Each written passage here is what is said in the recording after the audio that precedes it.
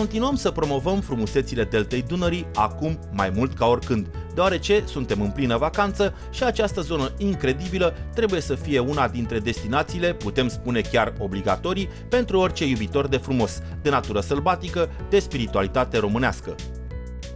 Sunt schimbări în bine în ceea ce privește natura, zic eu, care a ținut atât de mult cu noi. Și delta a început să fie vizitată și agreată și plăcută încă de la sfârșitul lunii aprilie. Un lucru foarte bun, care a atras, bineînțeles, și turiști. Un lucru bun și pentru clienți și pentru noi este reducerea tarifelor anul acesta. Tarife care nu mai sunt schimbate de la o lună la alta sau în funcție de perioada din sezon. Tarifele sunt, începând de la 1 aprilie și până la 31 octombrie, aceleași. Nu se schimbă decât tarifele din cursul săptămânii în weekend. Asta e singura diferență de tarife care există și zic eu că a fost primită foarte bine de clienții noștri. Un alt lucru bun, știu eu, poate că personalul nostru s-a mai îmbunătățit. Anul acesta avem un șef nou și sper să și vedeți în imaginile următoare o mică parte din bunătățile pe care ni le pregătește în acest sezon noul șef.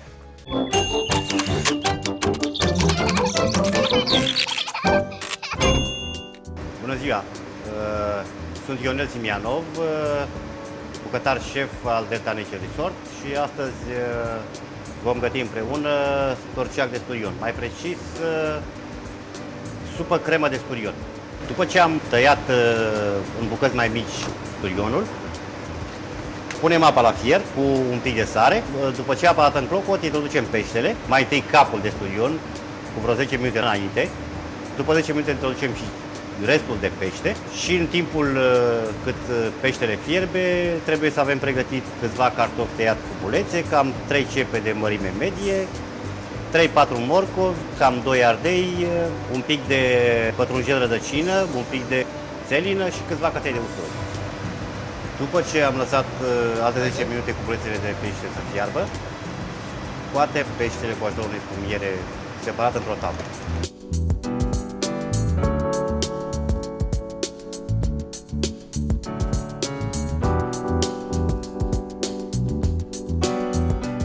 După ce am scos tot peștele din oală, trecem și punem toate legumele întregi, cum se află, la fiert.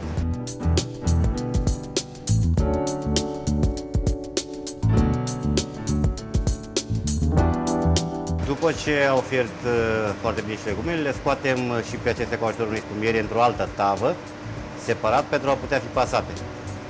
Legumele se pot pasa cu ajutorul unei site și al unei dinguri sau, în cazul de față, le voi pasa cu ajutorul unui blender.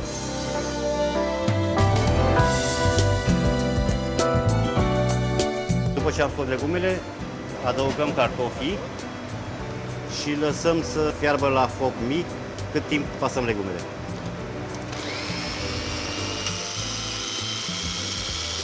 După ce au fiert cartofii, punem peștele înapoi la fiert, împreună cu legumele pasate.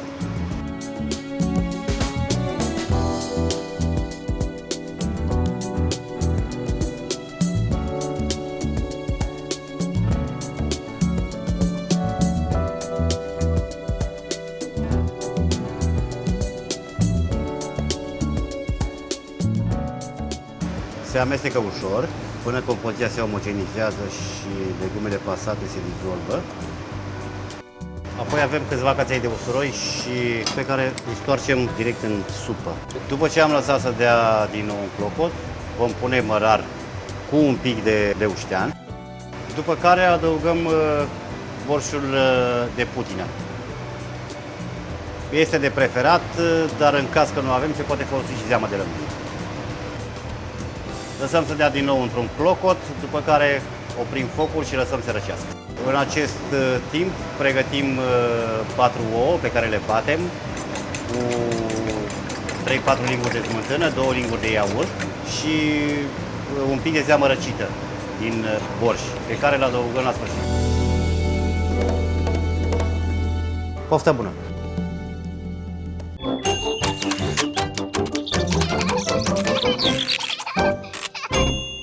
Ce oferiți din punct de vedere al unui program pe care să îl dați unui turist? Unde se poate duce de aici?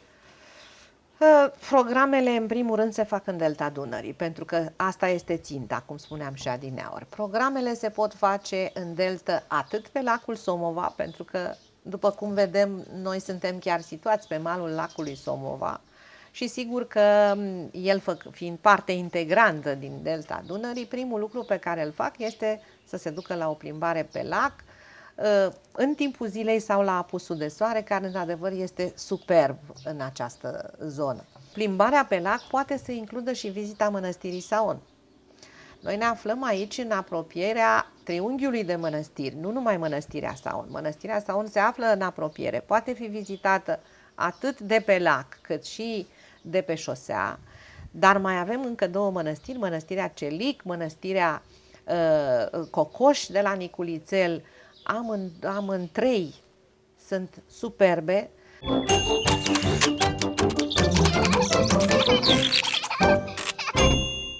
Mănăstirea Saon a luat ființă în anul 1846 prin venirea unor călugări de la schitul Celicul de Jos, atunci când Dobrogea era sub stăpânirea otomană. Venind aici, călugării au ridicat o bisericuță mică, un paraclis al mănăstirii, cu hramul Intrarea Maicii Domnului în biserică, precum și un corp de chilii. În anul 1881 vor ridica o a doua biserică din lemn, cu hramul Înălțarea Domnului. Abia mai târziu, în 1912, se vor pune bazele acestei biserici, iar istoria ei este una zbuciumată, deoarece construcția este întreruptă pe rând de cele două războaie mondiale, precum și a cutremurului din 1940, atunci când turlele bisericii se prăbușesc. Se vor relua lucrările de construcție ale bisericii în anul 1953 și se vor finaliza în anul 1959, atunci când acest sfânt locaș va fi sfințit. Dar, din păcate, acest an coincide cu acel decret comunist prin care mănăstirile erau golite de monahi și călugărițe și astfel monahiile de aici vor fi nevoite să plece, iar mănăstirea va rămâne închisă până în anul 1972, atunci când va deveni metoc al Arhiepiscopiei Dunării de Jos. Abia după Revoluția din 89, viața monahală aici va înflori, precum și activitatea administrativă. În prezent suntem 35 de măicuțe, precum și 2 preoți slujitori. Principalele activități ale maicilor sunt confecționarea de veșminte preoțești, apicultura, agricultura și alte activități de întreținere ale mănăstirii. Aceasta este cea de-a doua biserică a Mănăstirii Saon și a fost construită în anul 1881. Este, după cum puteți observa, este o bisericuță din lemn, iar pereții sunt împodobiți cu icoane. Ca o particularitate, această biserică are iconostasul, catapeteasma este unică. Din izvoarele pe care le avem a rămas scris că a fost adusă de undeva din Odessa. Este unică aici în Dobrogea și cred că în toată țara. Mai era o a doua biserică, la fel la Sfântul Gheorghe de Delta, dar a ars acea biserică. Broderiile pe care le vedeți sunt executate în atelierile mănăstirii noastre și sunt broderii lucrate manual și au o valoare deosebită. La fel trebuie să menționez că în Biserica Mare pictura a fost realizată de Părintele Sofian Boghiu, iar o parte din ea există și astăzi, a fost conservată și restaurată. Moara de vânt pe care ați văzut-o a fost funcțională până în anul 1950, iar acum este doar ca design. Icoana pe care o vedeți și care reprezintă Sfânta Treime este o relicvă a mănăstirii noastre, o icoană pe care a rămas, am conservat-o și restaurat-o și are o vechime de peste 150 de ani.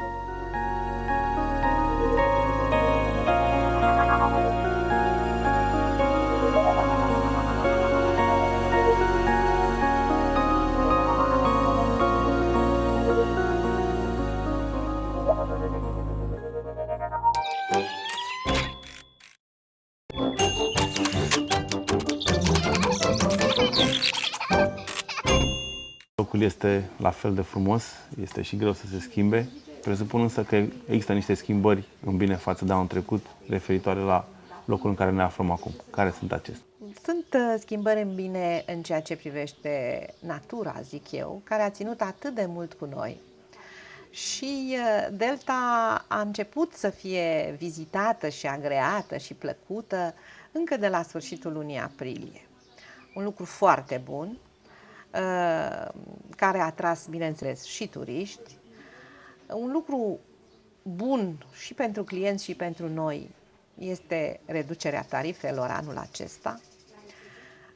Tarife care nu mai sunt schimbate de la o lună la alta sau în funcție de perioada din sezon. Tarifele sunt începând de la 1 aprilie și până la 31 octombrie aceleași. Nu se schimbă decât tarifele din cursul săptămânii în weekend. Asta e singura diferență de tarife care există și zic eu că a fost primită foarte bine de clienții noștri.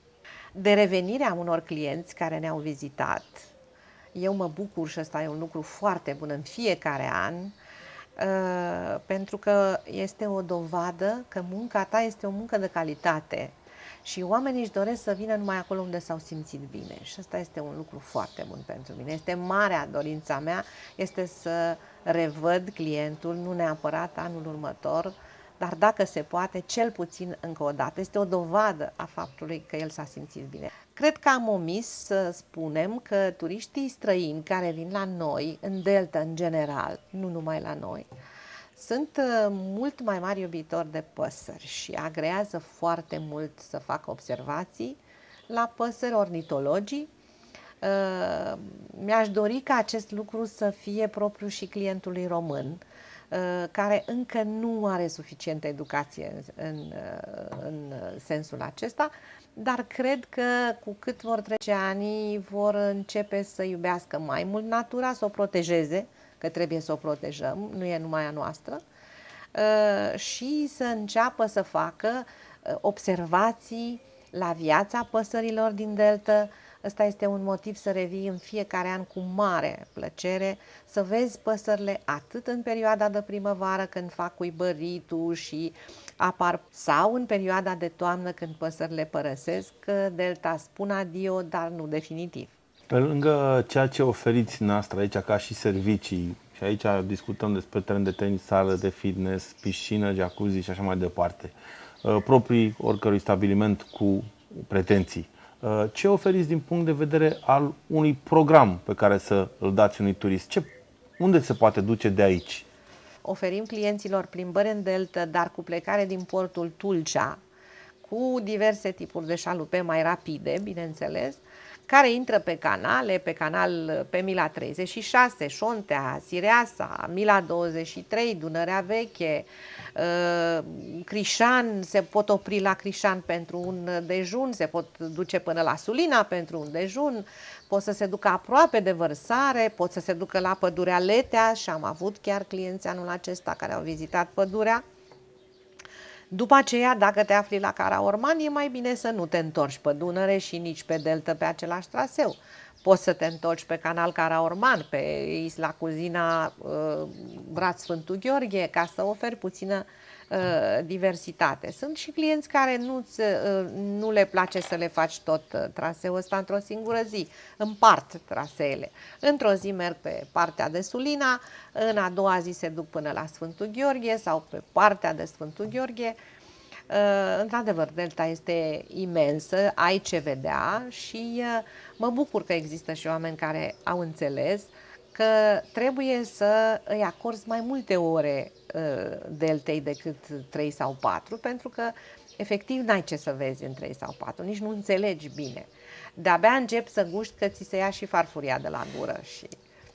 Vorbeați despre mina de aur lângă care stăm și pe care nu o minerim așa cum trebuie. Iată însă că poporul acesta este un popor cu mare noroc și încearcă alții să ne ajute să o minerim. Unul dintre personajele celebre care face acest lucru este prințul Charles. Mai nou se pare că ar putea avea un interes de promovare și pentru Delta Dunării. Ce înseamnă acest ajutor din partea unui personaj atât de important în lume? Dacă vă spun imens, nu știu dacă e suficient, dar pentru mine cuvântul ăsta înseamnă multe alte imensități. Personalitatea prințului Charles s-a văzut, importanța filmului pe care l-a făcut despre pădurile din Transilvania la Târgul Internațional de la Londra în 2011, eu fiind prezent acolo, deci cu ochii mei am observat atracția pe care au avut-o clienții în ceea ce privește Transilvania și filmul cu prințul Charles care rula în continuu la România, pe standul României, și de atunci și până astăzi trăiesc cu marea dorință pe care am exprimat-o, cui trebuie, bineînțeles, să o exprim, și s-au făcut niște începuturi, au existat, că prințul Charles trebuie să vină și pe tărâmul Deltei. Este foarte important pentru noi să îmbinăm Transilvania, frumusețile Transilvaniei cu Delta Dunării. Și eu cred că prințul Charles este foarte de acord cu acest lucru, dar pentru ca toți cei de peste hotare și din România poate să se convingă de frumusețile Deltei, nu numai speech-ul domniei sale este binevenit. Eu mi l-aș dori aici, în mijlocul nostru. Prințul Charles eu îl văd pe prințul Charles în Delta, chiar într-un sat Camila 23, tipic pescăresc, pentru că la înălțimea sa are și modestia pe care trebuie să o aibă înălțimea sa, și eu cred că se va simți foarte bine într-o casă lipovenească, alături de Ivan Pațaichin, chiar în casa lui, dacă se poate, și poate că, cine știe, într-o zi visul meu se va adeveri. Aș vrea să văd că există în Delta o casă pe care scrie prințul Charles.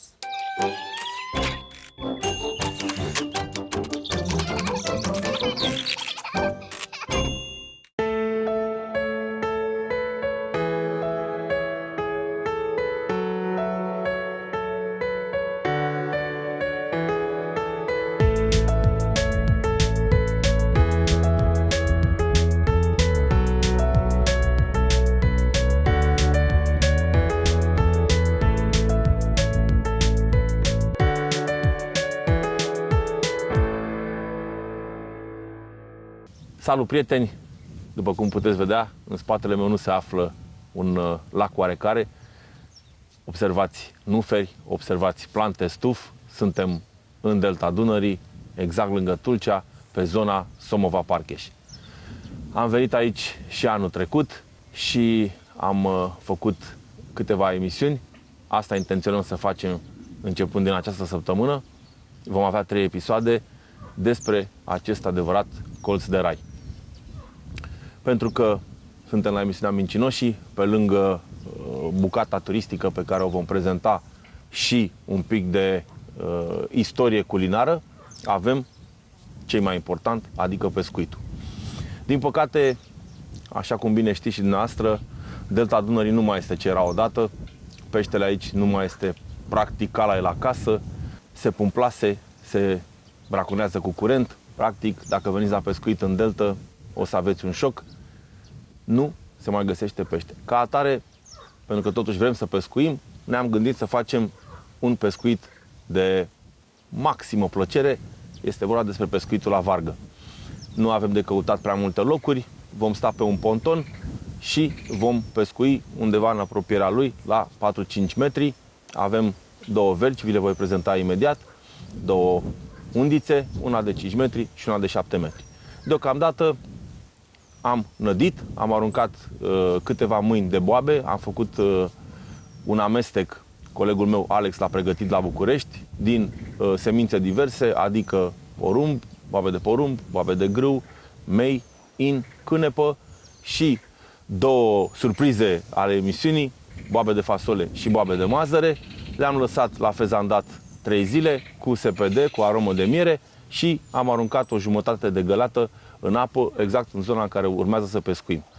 Cu ce am mai avut? Vom face un amestec. Nu va fi nici pe departe ceea ce v-am obișnuit să vedeți până acum la emisiunea Mincinoșii, adică nu vom nădi cu bulgări, nu va fi un amestec tare.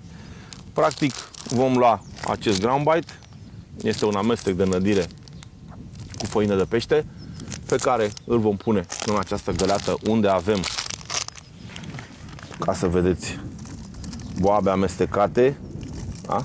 Și am mai pus mai devreme o pungă de ground bite și vom face un fel de torocală, să-i spunem moale, care va trebui să ne lucreze imediat cum o aruncăm în apă.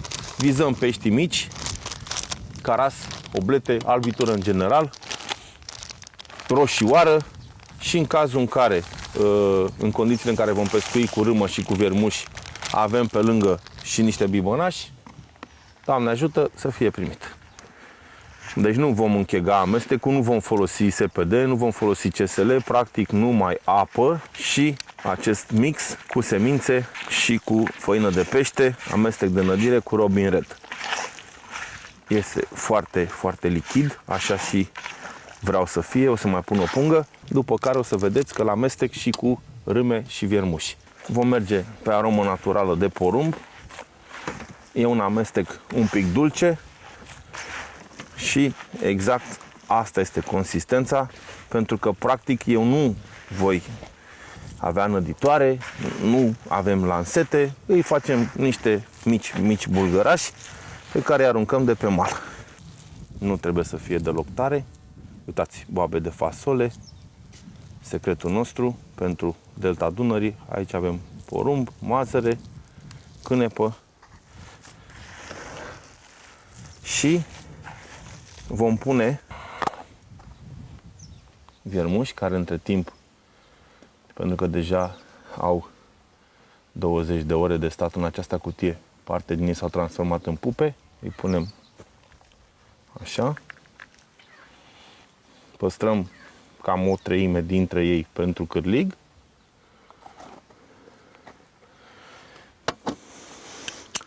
Și aici avem râme.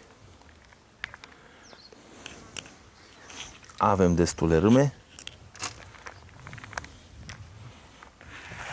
Întotdeauna când faceți acest amestec, aveți foarte, foarte mare grijă cum îl amestecați după ce puneți viermușii și râmele, pentru că dacă îl strângeți foarte tare, le veți omorâ. Veți omorâ și râmele și viermușii și nu asta ne interesează.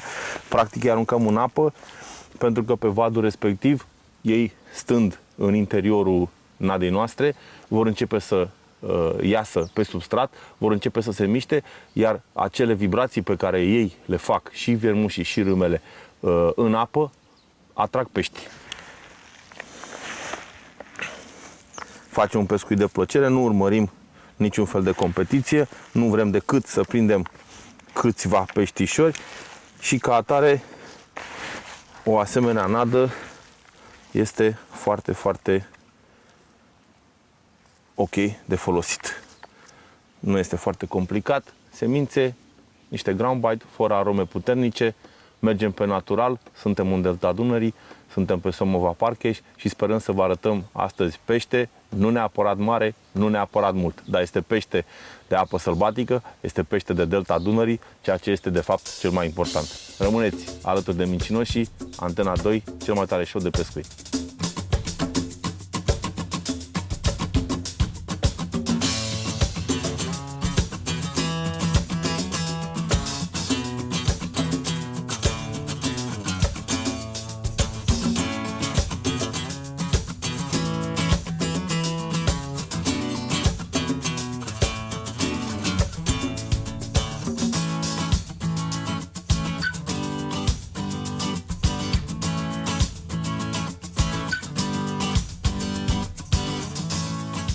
Ne-am poziționat pe locul pe care acum o oră am nădit și, după cum se poate vedea, și eu și Alex avem treabă multă, dovadă că, până la urmă, pescuitul nu înseamnă numai pește mare, înseamnă și pește punct, adică putem face o partidă de plăcere absolut superbă la roșioară, la plăticuță, la cărășel, ciortănel, dacă e cazul.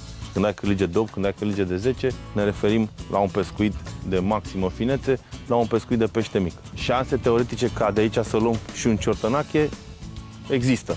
Acum să vedem dacă cum pescuim noi, adică la viermuși și la râmă, vom prinde și un mustăcios. Dacă nu, eu sunt mulțumit cu arbitura. Alex are varga de 5 metri, Sagittarius. Eu am un Boaracuda Galaxy, o vargă de 7 metri. Ambele undițe sunt de full carbon, sunt foarte elastice, ușoare. În principiu, cam toate undițele care costă peste o anumită sumă, adică nu discutăm de lucruri cumpărate din piață, din colțul străzii, sunt de calitate. Important este însă să verificăm o asemenea undiță și toate ustensilele pe care le avem atunci când ne vine un pește mare. Numai atunci ne dăm seama dacă am dat banii pe ceva ok sau nu.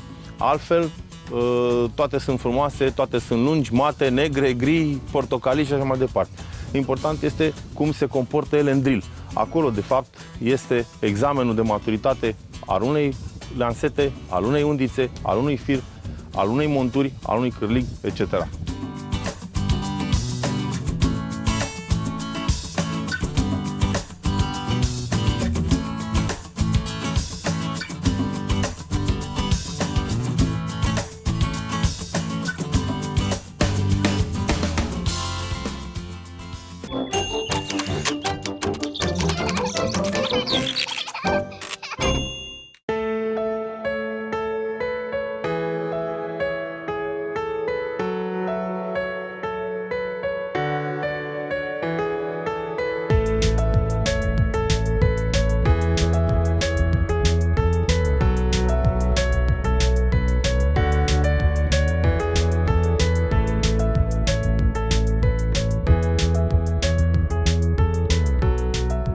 În fiecare an ne-am propus ca pe perioada verii să promovăm turismul de pescuit în zonele cele mai frumoase ale țării, adică în delta Dunării și pe litoral.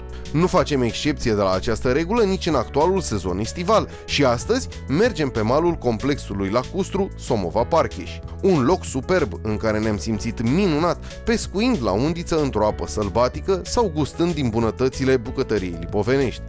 Delta rămâne, în opinia noastră, unul dintre principalii vectori ai turismului autohton, iar în aceste condiții trebuie să o cinstim, să o prețuim și să o respectăm. Cum arată profilul clientului occidental, european și cum arată profilul clientului român? Sunt și asemănări, nu neapărat deosebiri între clientul român, între profilul clientului român și profilul clientului străin.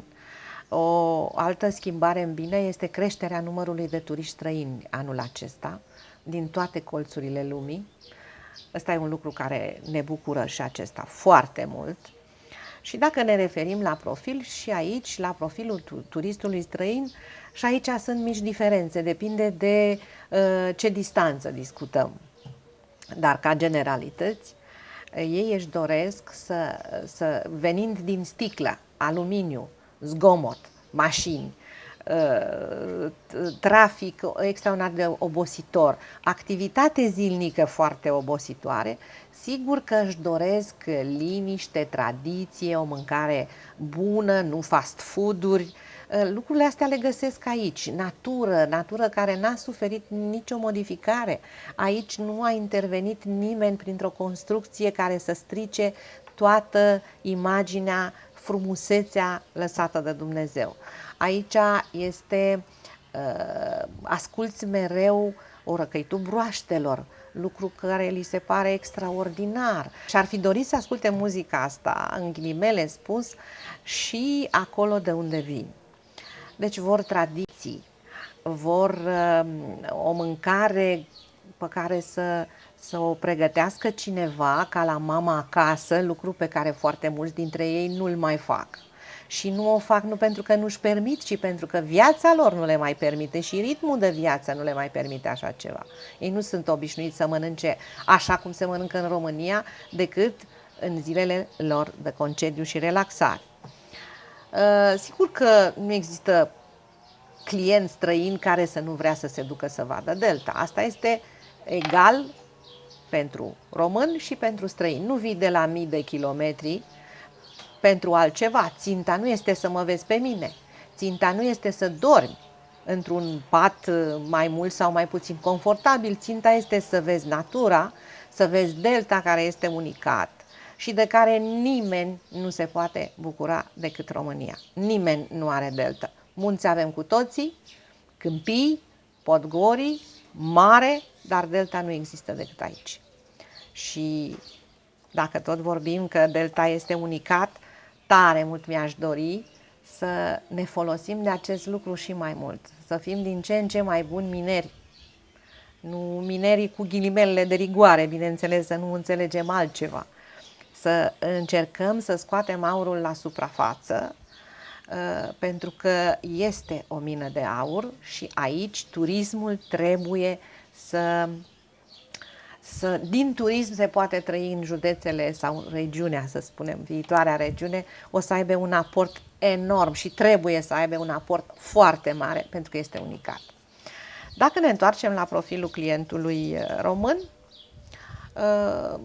nu e departe de cel străin și el își dorește să vadă din nou delta, pentru că foarte mulți revin în delta. Bineînțeles că românul vine aici cunoscând foarte bine bucătăria și nu-și dorește decât peștele din delta.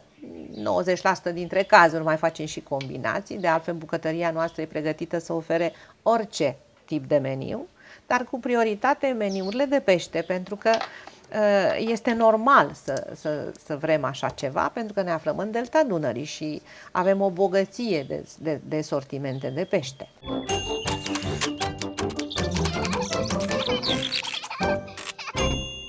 Bună ziua!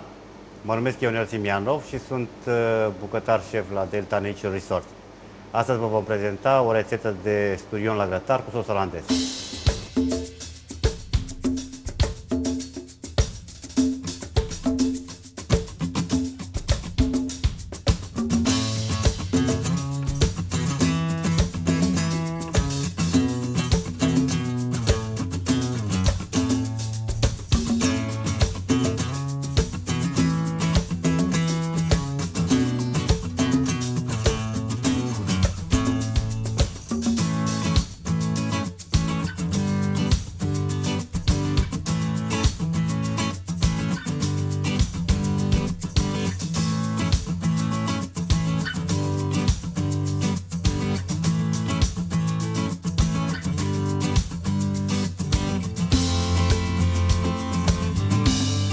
După ce peștele a fost tranșat și porționat,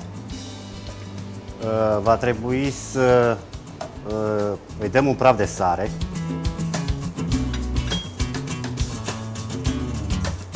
un pic de piper și, ca să fim siguri că nu se lipește, în caz că grătarul nu este foarte bine cins, îl ungem cu un pic de ulei. După ce l-am sărat, l-am piperat și l-am murs cu un pic de ulei, peștele merge pe grătar.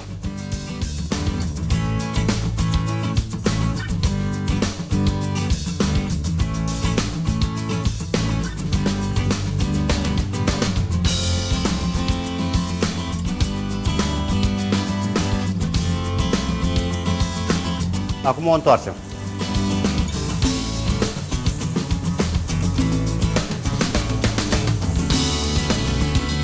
Cât timp peștele se află pe grătar, pregătim sosul olandez. Avem nevoie de un ou, 50 de grame de unt, un pic de zeamă de lămâie, sare și piper. Mai întâi separăm gălbenușul de albuș de la un ou.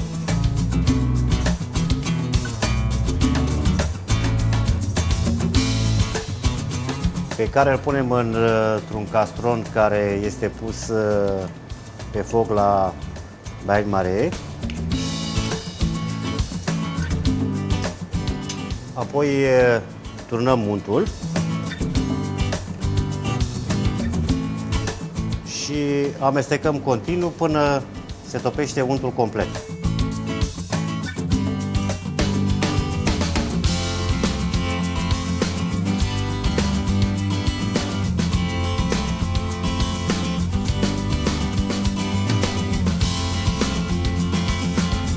După ce s-a topit untul, asezonăm cu sare și piper după gust, amestecăm în continuare, apoi adăugăm geama de lămâie.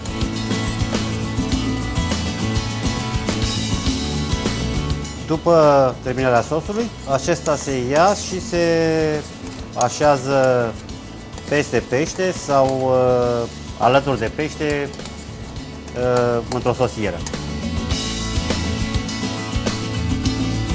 Luăm peștele de pe grătar, îl așezăm într-o farfurie.